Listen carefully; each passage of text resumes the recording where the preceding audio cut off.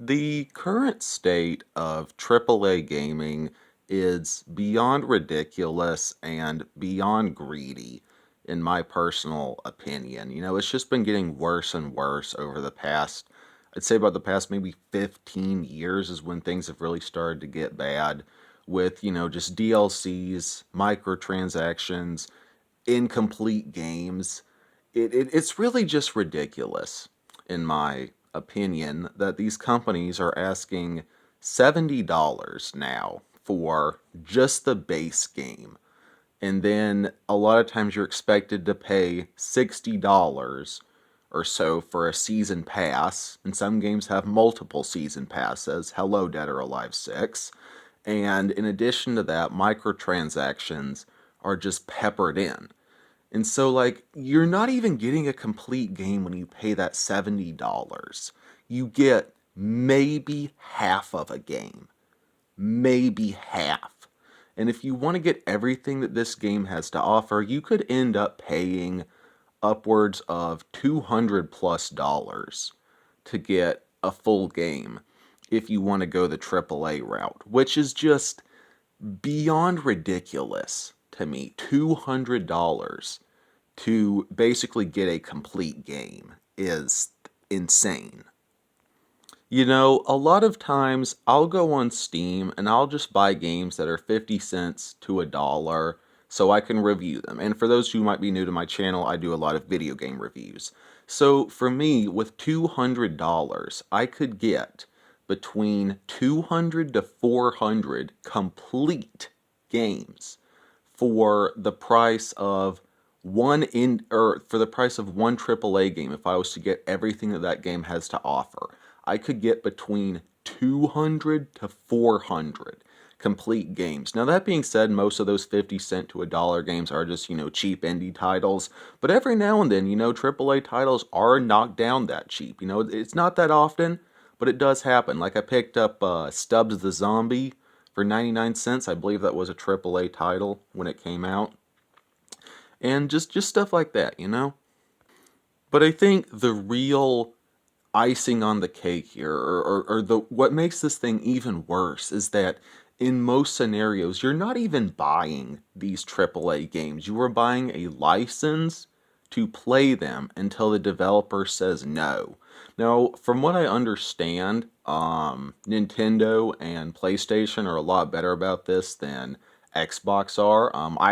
I haven't actually played a PS4 in forever. I haven't played a PS5, but from what I understand, a lot more games are actually on disc versus Xbox. And then there's PC, in which you just straight up don't own the game unless it's DRM free and you get it from like GOG. But on Xbox, where I've experienced, the vast majority of games aren't even on disc. So if the developers were to say, hey, you can't play this game even though you have a physical copy, we're just saying, no, you can't play it. It's not on disc. I was actually very surprised whenever I would put a disc into my console and it would just install straight off the disc. Like Killer Frequency, the Grinch game, I think Call of Duty Ghost even. There are a few games on Xbox One that are completely on disc. Not many of them, but a few, and it's just really disgusting to me that you don't even own these games anymore. Looking at like Ubisoft and The Crew, and how people paid for this game, and Ubisoft's like, nope, you can't play it anymore. Ha ha. It's just disgusting to me. That companies have shown that they are willing to do that. So basically, in a nutshell, in modern AAA gaming, you're paying $70 to $200 to not own a game. Depending on what the title is, maybe if you happen to get one of the few games that's completely on disc, if you're a console player, you actually do get to own your product. But if you're buying it off of like Steam, if you're buying it on Xbox, if you're buying it digitally on PlayStation or Nintendo, it's just like you're paying to access a game for a unspecified period of time. It might be a day, it might be a week. Like, it is 100% theoretically possible that you could buy whatever the hottest, newest AAA title is, pay $70 for it, And then the following day, the developer says, nope, you can't have it anymore, and just yanks it away. You don't even get it for 24 hours. While I highly doubt that would happen, it is theoretically possible. Just with the way that digital gaming is, it's like you're just buying a license. You don't actually own the game. Versus back on older generations, you went to the store and you bought a copy of, I don't know, Dead or Alive 5. You bought a copy of Batman Arkham City on disc. You own that game. All right, that is yours to keep forever. That's yours. Versus nowadays, if you buy it digitally, you buy it on Steam, whatever, you only have a license, and that license could be revoked at any time without any warning, any notice, and it's really just sad to me. And don't even get me started on remakes and remasters. I'm going to look at the Silent Hill 2 remake or remaster, whatever it is, for a second. I haven't played it myself, but to ask $70 for a game that had been released twice, alright, it's not an original game, it's not an original idea, it's not an original story, it's already been released twice. To charge $70 for a game that's been released twice is honestly just ridiculous, in my opinion. I do think that Konami knew that they could kind of abuse the price system, because if you wanted to get Silent Hill 2, like, on PS2, I believe it came out on PS2, you're looking to pay like $200 plus. So Silent Hill fans are willing to pay only $70, because when compared to the original release, it's like, it's over $100 cheaper. But still, to ask $70 for a game that's been released, that had already been released twice, or like the Resident Evil 4 remake for next gen consoles. I think that was like $60 when it came out, and I have no idea how many times Resident Evil 4 had already came out. It came out first on like the GameCube, and then it had a release on like the 360 and the PS3, and then it had another release on Xbox One, and then it had yet another release on like the Series X, and I'm like, you're asking $60 for a game that's been released how many times now? And again, it's like it's not even a new idea, it's not a new story, it's not new characters. And there's just so many companies just putting out remakes and remasters. This has been like the console generation of remakes and remasters. It's like our AAA games or AAA game companies just out of creativity. Because it almost seems that way. Or companies just being like super lazy and just not wanting to take any risk whatsoever, and how you got like EA over here just pumping out literally the same sports game every single year and not wanting to really release games. It's just like, oh, we don't want to put out a new game, just buy some more DLCs for Battlefield. Or Call of Duty just straight up having their developers use AI to generate content for the game. I'm like, are you kidding me? You're going to charge $70 for a base game. You got to pay for a season pass, all the microtransactions, and an actual human isn't even making these. Come on, Activision, come on. The least you could do is actually hire somebody to make this content instead of just crapping it out with AI. You know what I mean? And I remember when the price of AAA games started to go from $60 to $70, a lot of developers said, oh, it's to cover the cost, the increased cost to make physical copies. I'm like, okay, sure, whatever, that's fine. But how come the digital price increased as well? If you're increasing the price of your product because it costs more to make physical copies, how come the price of digital copies has gone up as well? All right, explain that to me. It's just greed. It's just greed and lies, because these greedy billionaires, greed is never satisfied. That's what the Bible says. And it rings true. Have you ever met a greedy person that was satisfied? I haven't. It's sad. It's sad to say the least. That's one of the reasons I like, buying from smaller indie companies. They know what they're doing. They're making better products, in my opinion, than a lot of AAA companies. They're not afraid to take creative risk. We got like Squirrel With A Gun, we got Severed Steel, we got Evil West. Just awesome games like that, or Stray.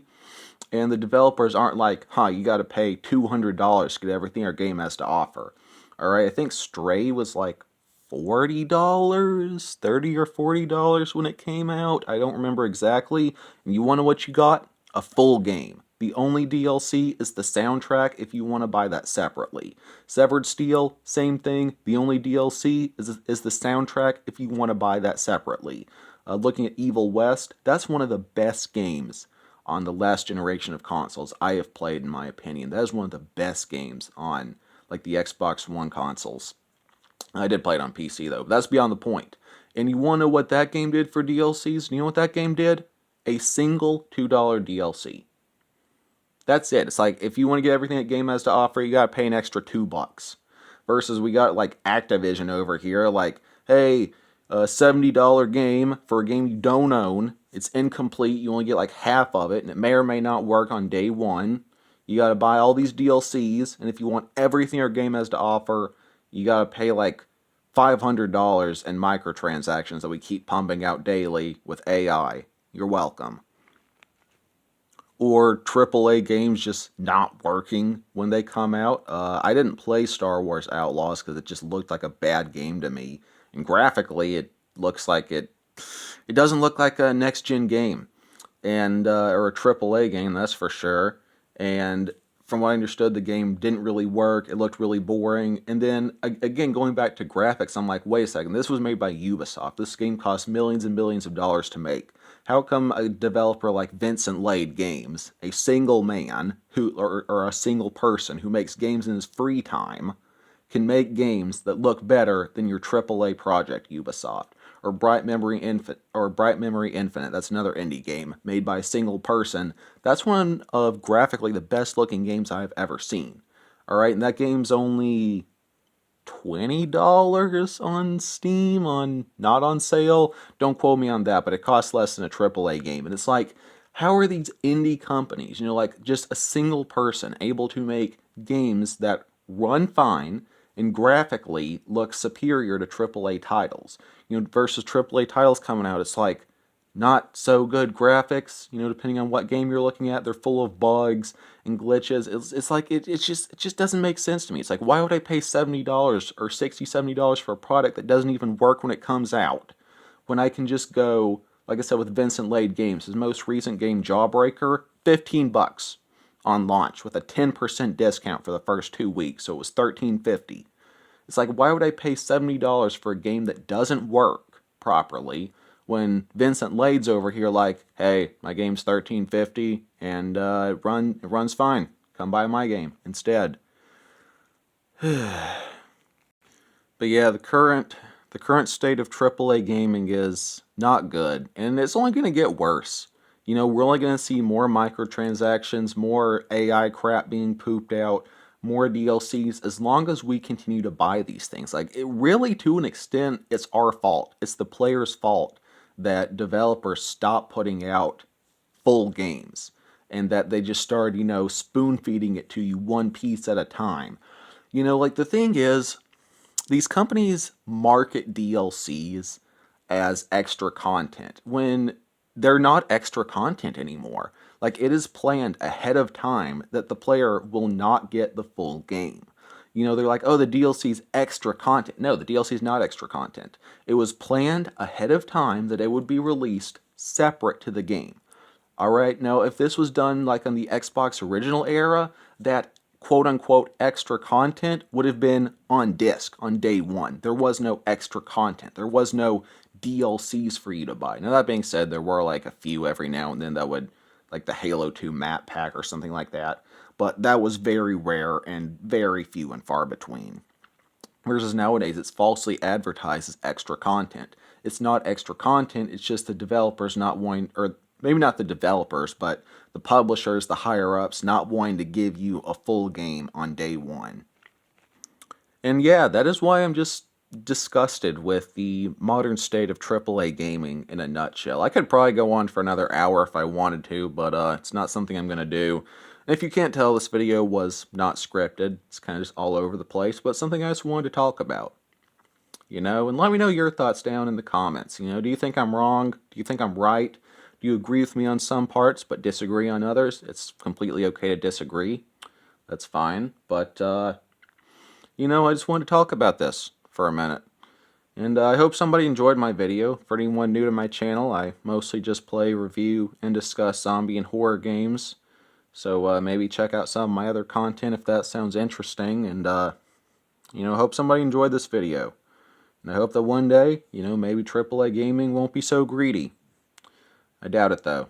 At least not in the near future, that's for sure. We'd have to have like some massive purge, something big would have to happen.